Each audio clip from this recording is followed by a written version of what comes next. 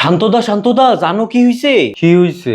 IPL এ গতকাল 14 বছরের একটা ছেলে সেঞ্চুরি করছে, তাও নিজের তৃতীয় ম্যাচে, তাও মাত্র 35 বলে। তো আমি আমার জীবনের প্রথম টুর্নামেন্টের প্রথম ম্যাচেই 35 বলে ডাবল সেঞ্চুরি করছিলাম। কোন টুর্নামেন্টে শান্তদা? ঝুনঝুনিওয়ালা ল্যাংড়া ফকির প্লাস্টিকের বাটি কাপ টুর্নামেন্ট।